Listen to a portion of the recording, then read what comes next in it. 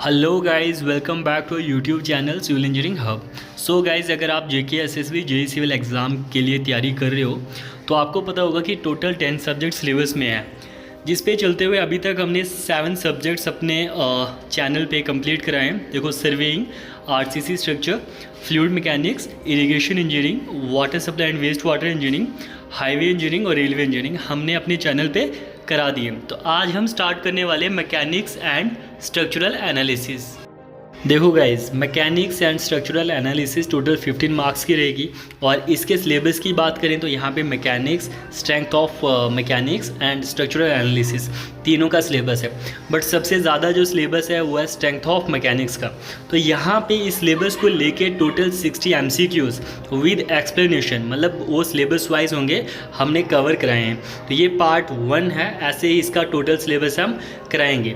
Part 1 में हम syllabus पे चलते हुए 1 to 15 क्वेश्चन करेंगे। आप वीडियो देखिए, बहुत सारे कंसेप्ट आपके क्लियर होंगे। तो चलिए गाइस, स्टार्ट करते हैं आज हम स्ट्रेंथ ऑफ मैकेनिक्स को। देखो, सबसे पहले सोम में एक सबसे इम्पॉर्टेंट टॉपिक है mechanical properties of material. Mechanical properties material की जो होती हैं वो इंडिकेट करती हैं मटेरियल का बिहेवियर अंडर एक्सटर्नल लोड्स। तो इन पर सोम में कई बार क्वेश्चन पूछा जाता है। देखो, सबसे पहले इलास्टिसिटी। तो इलास्टिसिटी क्या होता है? एक ऐसी प्रॉपर्टी जिससे मटेरियल मतलब लोड पड़ने पे अपनी शेप चेंज करता है और जैसे ही लोड को रिमूव कर दें तो वो वापस से अपनी ओरिजिनल शेप को रिगेन कर देता है, उसको कहते हैं इलास्टिसिटी। वहीं प्लास्टिसिटी की बात करें तो ये ऐसी प्रॉपर्टी है जिसे परमानेंट डिफॉर्मेशन हो जाती है, मतलब लोड पड़ने पे बॉडी डिफॉर्म तो होगी बट लोड के हटने पे वो वापस से ओरिजिनल शेप में नहीं आएगी। डक्टिलिटी, देखो, ये एक ऐसी प्रॉपर्टी होती है जिससे मटेरियल को एलोंगेट या वाइड्स में ड्रा कर सकते हैं। मैल्यूबिलिटी होता है एक ऐसी प्रॉपर्टी जिससे उसे हम शीट्स में ड्रा कर सकते हैं और टेम्परेचर के बढ़ने पे मैल्यूबिलिटी प्रॉपर्टी इंक्रीज होती है। उसके बाद ब्रिटलनेस, देखो गाइस, ब्रिटलनेस क्या होता है? Lack of ductility is called brittleness, मतलब डक्टिलिटी का ना होना ब्रिटलनेस कहलाता है। Strength simply ability to carry load safely, मतलब लोड कैरिंग कैपेसिटी किसी भी मटेरियल की, that is its strength. Hardness क्या होता है? एबिलिटी टू रेजिस्ट एब्रेशन और वियर एंड टियर। देखो, हार्डनेस और टफनेस में कई बार हम कंफ्यूज होते हैं। तो हार्डनेस होता है एबिलिटी एब्रेशन को रेजिस्ट करने के लिए, वियर एंड टियर को। वहीं टफनेस होता है रेजिस्टेंस अगेंस्ट इम्पैक्ट लोड्स, मतलब एबिलिटी मटेरियल की वो सडन इम्पैक्ट लोड्स को कितना रेजिस्ट कर सकता है। इसके बाद यहाँ पे दो इंपॉर्टेंट पॉइंट देखिए। सबसे पहले हार्डनेस डिक्रीजेज बाय हीटिंग, ठीक है। अगर हम हीट करते हैं मटेरियल को या टेम्परेचर बढ़ता है तो उसकी हार्डनेस कम होती है एंड टफनेस भी डिक्रीज होती है अगर मटेरियल हमारा हीटेड हो। अब देखो गाइज, स्ट्रेस स्ट्रेन रिलेशनशिप जो सोम का बहुत इंपॉर्टेंट टॉपिक है, इस पे देखते हैं। Tensile test. Tensile test perform किया जाता है डक्टाइल मटेरियल्स के बिहेवियर को समझने के लिए। इस टेस्ट से हमें इंफॉर्मेशन मिलती है टेंसाइल स्ट्रेंथ मटेरियल की क्या है, इलास्टिक लिमिट क्या है, यील्ड पॉइंट क्या है, यंग्स मॉडुलस क्या है, डक्टिलिटी इलास्टिक मटेरियल की क्या है। इस टेस्ट को परफॉर्म किया जाता है टेस्ट स्पेसिमेन के साथ जिसका क्रॉस सेक्शन यूनिफॉर्म होता है और उसे यूटीएम यूनिवर्सल टेस्टिंग मशीन में हेल्ड किया जाता है। उसके बाद फोर्स अप्लाई की जाती है और वो अप्लाइड फोर्स और उसके साथ होने वाली एक्सटेंशन को एक साथ रिकॉर्ड किया जाता है और उन दोनों के बीच ग्राफ प्लॉट किया जाता है। उसी ग्राफ को हम स्ट्रेस स्ट्रेन कर्व कहते हैं। तो ये देखो, स्ट्रेन को हम एक्स एक्सिस पे और स्ट्रेस को वाई एक्सिस पे रिप्रेजेंट करते हैं। इस ग्राफ पे हमारे अगर माइल्ड स्टील पे करें तो हमारे ये पॉइंट्स आते हैं। पहला ए, जिसको कहते हैं प्रोपोर्शनल लिमिट। यहाँ तक स्ट्रेस डायरेक्टली प्रोपोर्शनल होती है स्ट्रेन के और ए पॉइंट से पहले, मतलब प्रोपोर्शनल लिमिट से पहले इलास्टिक रेंज होती है मटेरियल की, ए के बाद वो प्लास्टिक रेंज में चले जाता है। बी होता है elastic limit, B elastic limit. देखो, ये बताता है कि यहाँ तक अगर मटेरियल लोडेड हो, अगर लोड रिमूव करते हैं तो ओरिजिनल शेप में आ जाएगा but stress directly proportional strain के नहीं है। उसके बाद सी होता है यील्ड पॉइंट। देखो, उसके बाद डी आ गया हमारा मैक्सिमम और अल्टीमेट स्ट्रेस पॉइंट और लास्ट ई आता है हमारा ब्रेकिंग और फ्रैक्चर पॉइंट। इसके बाद देखो, compressive test. Compressive test perform किया जाता है to test ductile materials like mild steel bar of uniform section और brittle material such as cast iron concrete in the form of cubical और cylindrical shape.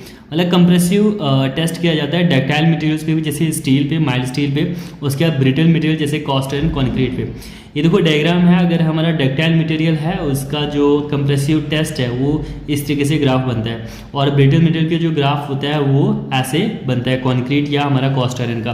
तो ये डायग्राम्स याद रखिएगा, कई बार एग्जाम में डायरेक्टली पूछते हैं।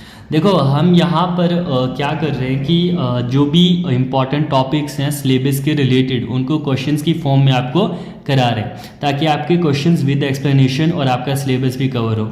तो क्वेश्चन नंबर 1 देखिए, ductility of which of the following is maximum. Most important question strength of mechanics का। देखो mild steel, cast iron, wrought iron, pig iron, इनमें से सबसे ज़्यादा डक्टिलिटी किसकी होती है।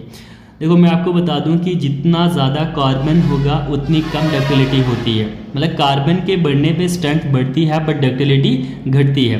तो देखो रॉट आयरन में सबसे कम कार्बन कंटेंट होता है 0.08% से कम, तो इसकी हाई डक्टिलिटी होती है। उसके बाद माइल्ड स्टील में कार्बन कंटेंट 0.3% से कम होता है, तो ये मीडियम डक्टाइल में आता है। देन हमारा आता है लो डक्टाइल में कास्ट आयरन, जिसमें कार्बन कंटेंट 2 से 5% हो, और पिग आयरन में सबसे ज़्यादा कार्बन होता है 4% और वेरी लो डक्टाइल कहलाता है। तो सबसे ज़्यादा डक्टाइल क्या है हमारा रॉट आयरन, और सबसे कम डक्टाइल होता है पिग आयरन, और सबसे ज़्यादा स्ट्रॉन्ग हमारा होता है पिग आयरन। तो याद रखिएगा WMCP, मतलब किसी भी तरीके से आप इसको याद रख सकते हो। क्वेश्चन नंबर 2 देखिए आपकी स्क्रीन पर, स्ट्रेन एनर्जी जिसको रेजिलियंस भी कहते हैं, stored in A solid body is. जो स्ट्रेन एनर्जी होती है वो सॉलिड बॉडी में क्या होती है। देखो स्ट्रेन एनर्जी होता है हमारा जो लो डिफॉर्मेशन कर्व होता है ना, सिंपली उसका एरिया, जो हमारा लो डिफॉर्मेशन कर्व का एरिया होता है ग्राफ का, तो वो होता है load into delta divided by 2, क्योंकि ट्रायंगुलर फॉर्म में बनता है। तो ये क्या हो जाएगा 1/2 इंटू हम डेल्टा चेंज इन लेंथ को लिख सकते हैं। देखो आपने पढ़ा होगा स्ट्रेस स्ट्रेन जो हमारे रिलेशनशिप है, वहाँ से चेंज इन लेंथ को हम लिख सकते हैं delta upon L A L, यहाँ से ए कट जाएगा, एल एल कट जाएगा, तो ये रहेगा वही 1/2 पी इंटू डेल्टा। तो लोड अपान एरिया स्ट्रेस हो गया, change in length upon original length strain हो गया, एरिया इंटू लेंथ हमारा वॉल्यूम हो गया। तो स्ट्रेन एनर्जी होता है half of stress into strain into volume. तो 1/2 स्ट्रेस, स्ट्रेन को लिख सकते हैं हम stress upon Young modulus of elasticity, क्योंकि इलास्टिसिटी होता है स्ट्रेस अपान स्ट्रेन। तो यहाँ से जो स्ट्रेन एनर्जी होती है finally sigma square upon 2 times Young modulus of elasticity to volume of material. याद रखिएगा, ये बहुत इंपॉर्टेंट क्वेश्चन है, इस पे क्वेश्चन आते हैं कि स्ट्रेन एनर्जी होती है स्ट्रेस का square upon 2 into Young modulus of elasticity और total multiply by volume. Question number 3 देखिए गाइज आपकी स्क्रीन पर, a bar L metre long and having its cross sectional area A is subjected to gradually apply tensile load W। The strain energy stored in the bar. देखो एक बार है जिसकी length L metre है, उसका cross sectional area A है और उस पर gradually apply tensile load W लग रहा है, तो उस पर जो स्ट्रेन एनर्जी स्टोर्ड होगी वो कितनी होगी। देखो स्ट्रेन एनर्जी जो स्टोर्ड होती है U से डिनोट होती है, मैंने आपको बताया ये होता है P डेल्टा बाई 2, जो लो डिफॉर्मेशन कर्व का एरिया होता है वो।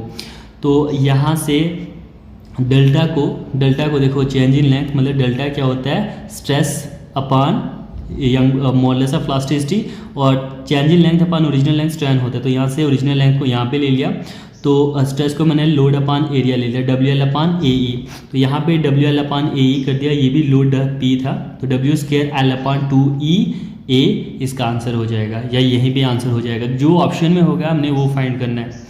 Cantilever beam will have maximum strain energy. देखो कैंटिलीवर बीम में सबसे ज़्यादा स्ट्रेन एनर्जी स्टोर्ड होती है। क्वेश्चन नंबर 4 देखिए आपकी स्क्रीन पर, from a circular plate of dia 6 centimetre a circle is cut whose dia is a radius of the plate, the distance of CG of the reminder from the centre of circular plate. कह रहा है कि एक circular plate है जिसका total dia 6 centimetre है, उसमें से एक सर्कल हमने काटा है जिसका जो रेडियस है, जिसका जो डाया है वो इस प्लेट के रेडियस के बराबर है, मतलब जो काटा है उसका जो डायमीटर वो 3 सेंटीमीटर है। तो डिस्टेंस इन दोनों की CG का जो होगा वो क्या होगा। देखो कैसे होगा, थोड़ा सा ये मुश्किल क्वेश्चन है, फिलहाल ऐसे एग्जाम्स में आता नहीं है, बट फिर भी देखो टोटल डायमीटर प्लेट का 6 सेंटीमीटर है, इसमें से हमने एक छोटा सा होल बनाया जिसका डायमीटर जो है वो इसके रेडियस के बराबर होगा 3 सेंटीमीटर। अब इन दोनों का जो CG है उनके बीच की दूरी क्या होगी वो फाइंड करनी है। देखो इसके लिए फॉर्मूला क्या होता है, पाई आर स्क्वायर, आर मैंने जो इस छोटे का रेडियस है छोटे सर्कल का, मतलब 3 सेंटीमीटर का हाफ 1.5 सेंटीमीटर आर स्क्वायर, और जो बड़ी प्लेट है मेरी इसका जो रेडियस होगा वो क्या होगा कैपिटल आर हमारा।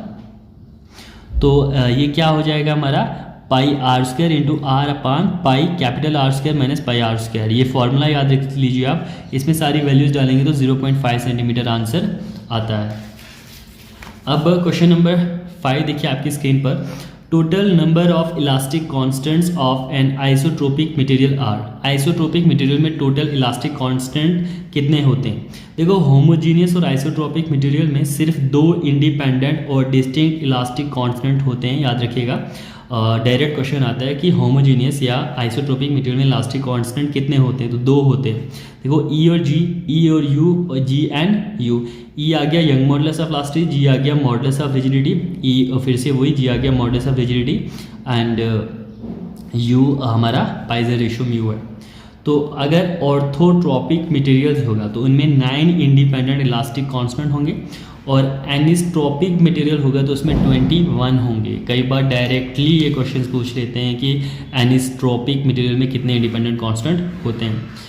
क्वेश्चन नंबर 6 मोस्ट इम्पॉर्टेंट मैं कहूँगा, क्योंकि यहाँ पे मटेरियल है उसकी मॉडुलस ऑफ इलास्टिसिटी है। देखो स्टील की मॉडुलस ऑफ इलास्टिसिटी होती है 2.1 इंटू 10 की पावर 5 न्यूटन पर mm स्क्वायर, सबको पता है।